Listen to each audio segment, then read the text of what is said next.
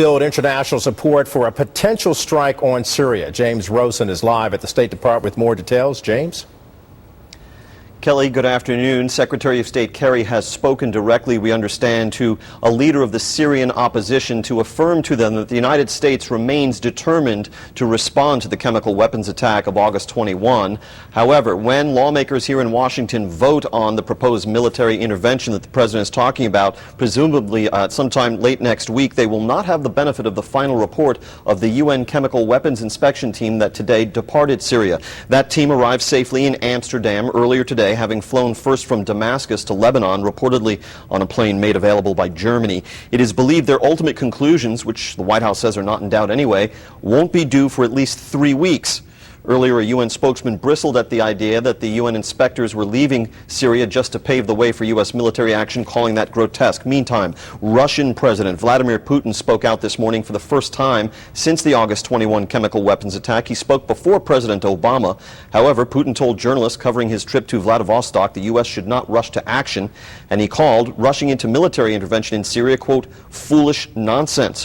One other reaction to report to you from the president's speech: a senior official in France, which was the colonial power in Syria and has been the only other nation willing to express a desire to join the U.S. in military intervention, said that each nation must set its own pace, and that should be respected as this chemical weapons attack is addressed by the international community. Kelly?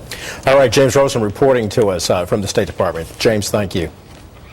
Well, the debate, as we now know, will move to Congress as President Obama says that he will seek their approval for any strike against Syria. Santita Jackson is a Fox News political analyst.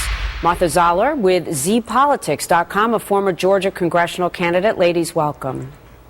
Thank you. Happy Labor Day. Thank you. Well, and a shout out to the troops who are really laboring for us. Let me start with you, Martha, and ask you about the president's decision. We saw what happened in Parliament yesterday, and David Cameron getting a not right now.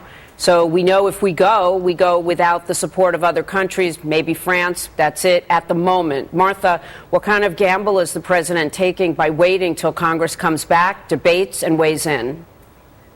Well, I was surprised at what he said today and giving this telegraphing of time.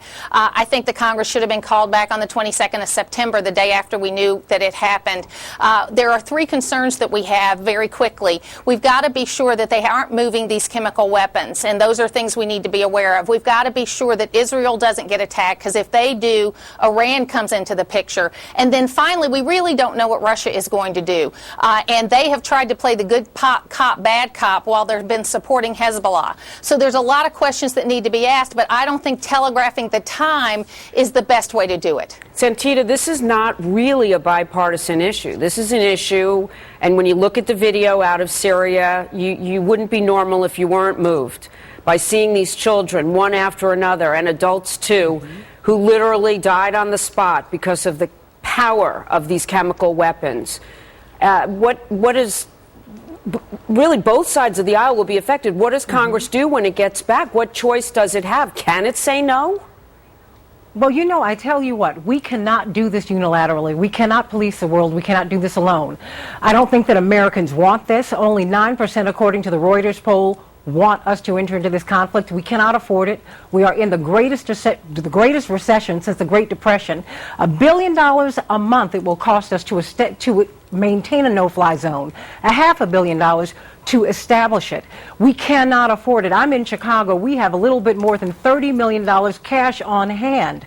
I'm trying to figure out what the buy-in for America will be. I certainly do feel for what is happening in Syria, but I want to be sure of the intelligence, because I don't want another Iraq. Well, you know, Santita, when you talk about costs, I think about Obamacare too, and how some people might lose their jobs because of what it will cost, and it will cost a lot to implement, and they're taking a look at that too. But this is life or death for real people, citizens of Syria. They're killing their own. And historically, Martha, the U.S. has always been looked at as the superpower who would step in. Even if we can't do it alone, should we try? I'm disappointed at the time it's taken for the president to act. I mean, 9 weeks before the election last year, he said that this was a red line in the sand. And we have watched while close to 100,000 Syrians have died before this chemical weapon attack. You know, we have got to decide, what are we as a country? Are we a country that is going to stand up for weaker people like this, the 100,000 plus those that died in the chemical attack? Or are we going to be a country that's going to wait? I would call the Congress back in today. Don't go on the trips that the president has planned to go on next week, and let's settle this and decide this now. Well, Santita, he's golfing right now. Can you make any sense of that strategy for us?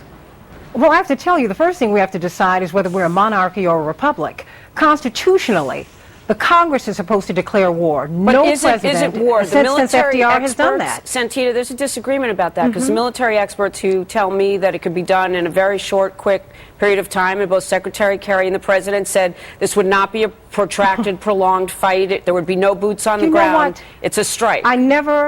I've never seen a bloodless war yet. That's what bothers me. It's easier to get into war than it is to get out of. We're still not out of Korea. I mean, if you really want to think about it, I want to be as sure as we can be, because you know what?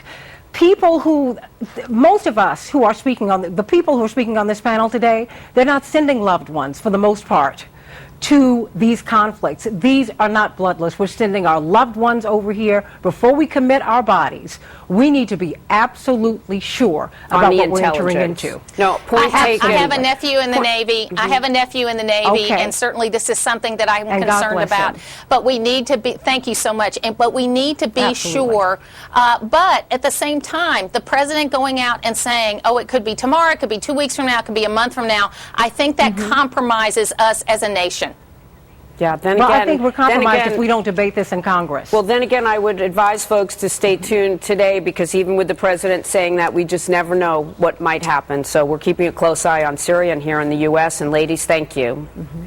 Happy Labor Day. God bless you, everybody.